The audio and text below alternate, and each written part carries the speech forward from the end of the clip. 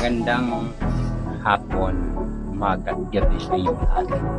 Okay, dito yung piano ko sa inyo ay gagawin ko ng review yung lithium ion battery ng DeWalt na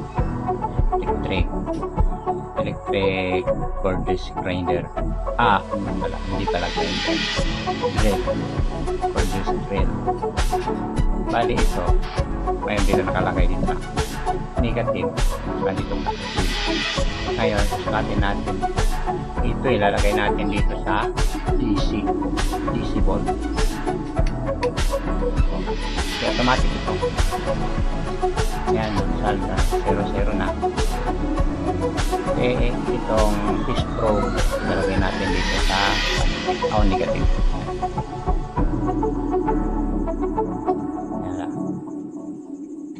Ayaw and then yung ito naman ilagay natin dito sa negative.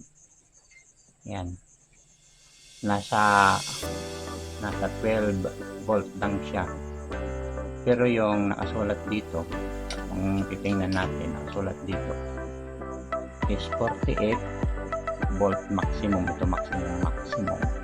Okay. Para nating malaman talaga kung ilan talaga, kasi siguro hindi parehas, hindi tugma dito. Kaya gawin natin, bubuksan natin to, tapos ikutin natin, tayo muna natin. Gamit lang tayo dito ng aling range na flower ito. Tanggalin natin to.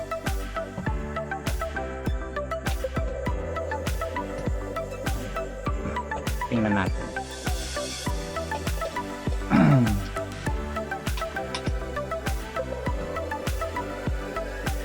Para malaman natin kung ilang volt ito, tsaka ilang amp hour ito.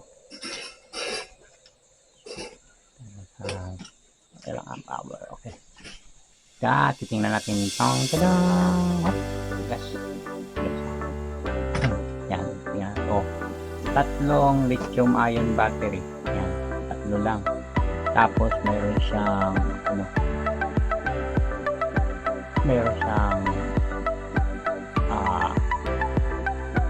3.7 volt, tapos meron siyang 1,200 milliamp hour. Tapos may nakasulat dito na 4.4 amp hour. Paano naging ganun? Dito pa lang medyo duda na tayo.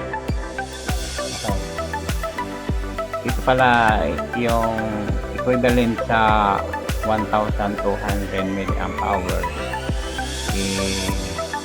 I-divide natin yun sa 1,000. Ang resulta nun ay 1.2 amp hour. Kasi 1 amp hour is equivalent to 1,000 milliamp hour. Okay. Kasi nga 3.7 ito, try natin itong i-compute. Nasa 11 point something, 11.1 siguro yung volt na yan. Tatlo siya.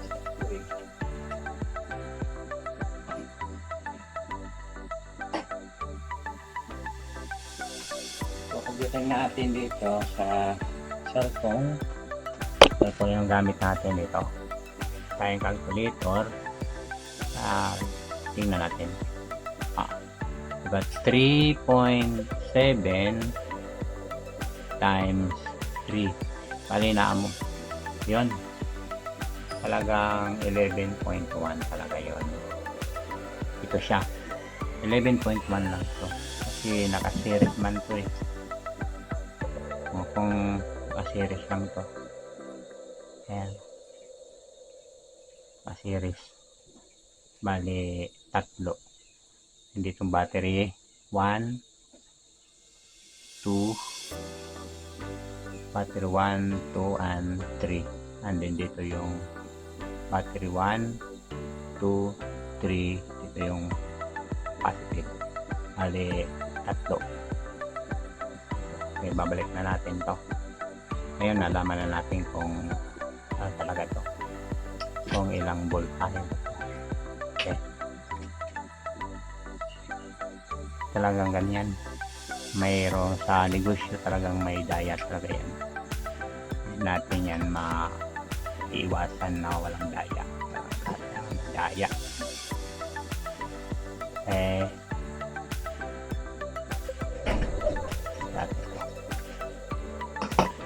Balik natin. Ito na ba? Yan. Diba? Natin to.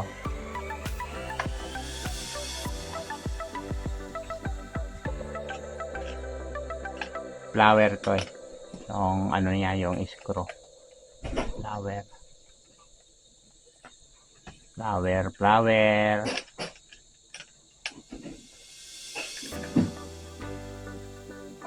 So,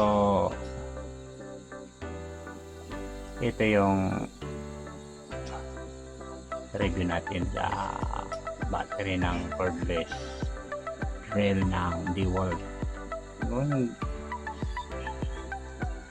Basta China, ganun talaga yan. Yung China yung nagmamanufacture. Pinabawasan nila kasi nga yung yung Toshiba ko, yung battery China yung nag-assemble. Binawasan,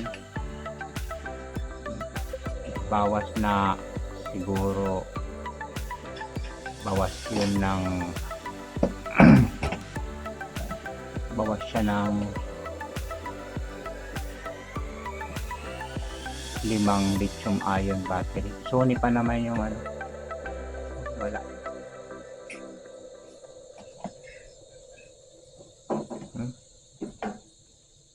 4 na lang. 12. Kaya hanggang dito na lang tayo. Salamat. At don't forget na lang pag-share ng YouTube channel ko at saka paki-like na rin at saka comment na rin.